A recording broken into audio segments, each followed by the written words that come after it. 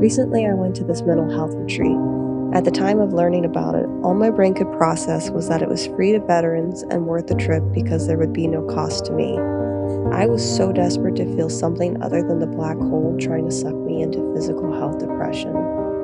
I'm really sad, and I'm having a real hard time just sitting with that sadness.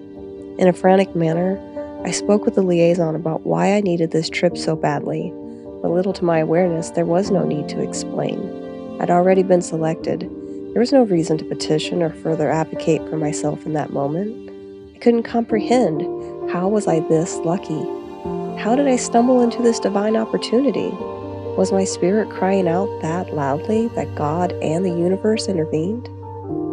The months leading up, I was very diligent to not get sick or stay sick. The night before my flight, I was exhausted and got no sleep.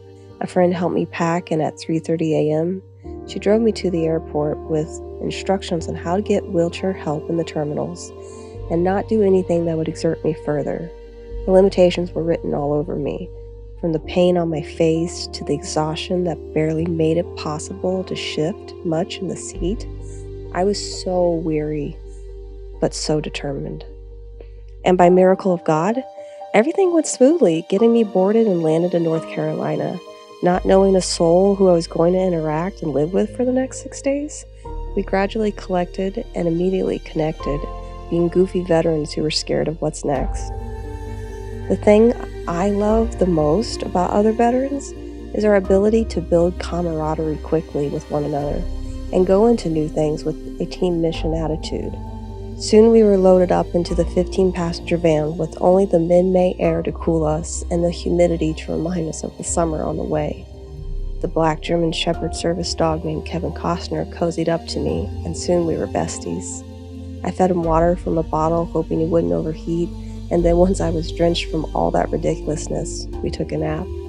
His healing nature was already at work, breathing joy and comfort into my heart.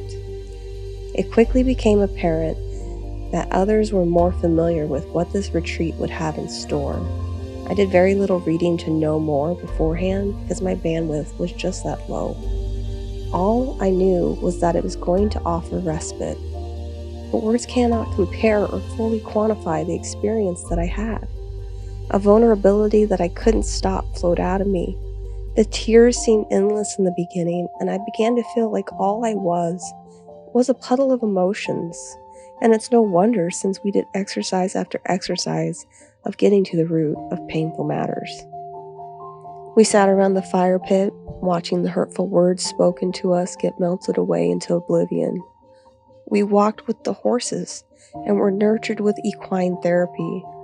We sat on the dock looking at the bog, playing our favorite playlist to combat the negative tapes that sometimes run in our heads. We laughed. We cried. We listened to each other. We became a family, a sisterhood, bonded by our shared military backgrounds, but more intimately by our traumas. Maybe the most profound moment can't be translated because how do you convey what a whole experience means when the lessons are still unfolding? Yet, there was a manifesting evening of arts and crafts as we poured our dreams out in words and images of what we hope and believe to achieve.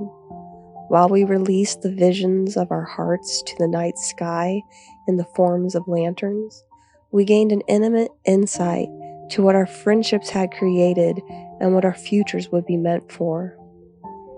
This experience meant everything to me, as it gave me courage to hold out and still believe. Our weary souls know we need healing, and when we are ready, we receive. I'm grateful to all the ladies and staff and everything the Lone Survivor Foundation stands for. And as I reflect, this is what I'm left knowing. Choosing to show up here is showing up for yourself. Vulnerability is scary as fuck, but yields a more authentic internal peace. And lastly, but maybe most importantly, wanting to run away or ditch the sharing of feelings is normal. It's okay, but staying is worth it. before you got here that you were dealing with some pretty substantial medical issues, right? But I don't see your whole like application packet. I don't have that background on you. I have the very basics.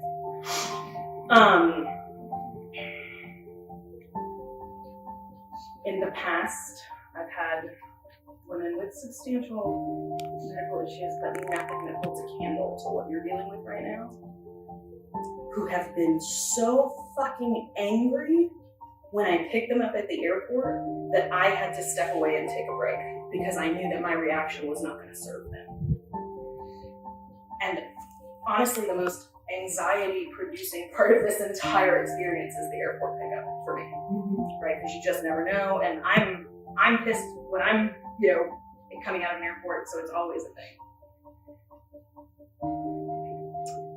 Immediately, you were exhausted, you were frazzled, you were in pain, you needed to take care of, some of your medical needs, and there was not a single moment of anger, resentment, aggression, entitlement. You were just happy. You were pleased to meet all of us there growing. And so immediately my impression was favorable. And then on the way back,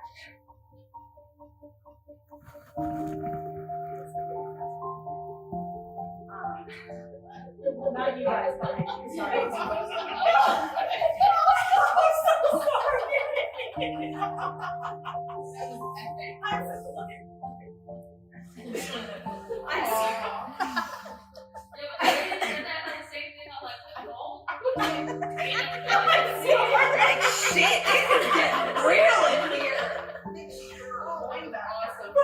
so sorry. I was that idiot. He's not typically, and now of course we've seen differently through the weekend, right? But he's not typically, he doesn't give a shit about other people, right? He's mama's boy. And I look back at one point and this dog is asleep in her lap and she is asleep on the bench. And then I look back a little while later and she's giving him water out of a water bottle, which I can't do. He knocks his water bowl over in my house, The only other time I've seen him do that was when we've encountered perfect strangers that were in crashing pain. And I think I looked over to Mary and I said, I have to take a picture of that. And I had to really control my emotions because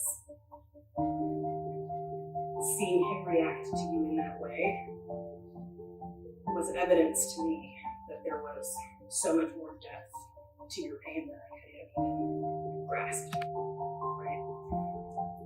That just added to my positive impression of you. Through this weekend, you have pushed yourself to your physical limits time and time again. You have become ill and walked right back out here and gotten right back to work. I have seen you exhibit more physical courage this weekend than I have seen fucking pipe hitters and door kickers exhibit in a 12-month deployment to fucking Baghdad.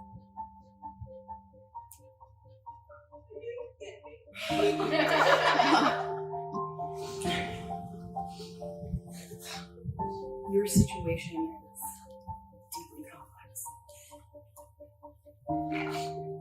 But I have absolute faith that if you are willing to continue, not this amount of physical work, okay? If you are willing to continue to hold yourself accountable for nothing more than looking forward when you want to look better, okay? Then looking for an alternative answer when you hear the word no, and thinking outside the box when you don't think that something is within your grasp. If you will simply continue to do that, I know that you will very soon find yourself on the path that you deserve to be on. I think I speak for everybody in the room that we sink every vibe, every prayer, every universal energy, whatever it is that you believe in, so that this ordeal that you have had to deal with will soon, maybe even not come to an end, but just becomes clear. I don't know that I could have survived when you have faced these massive problems. Thank you for choosing to be authentically comfortable through this process. Because I think everybody has learned something. And I think all of us can agree that we wish we saw the world with the same artistic eye that we have. And I think we're all very excited to start to see more of the faces and pursue this.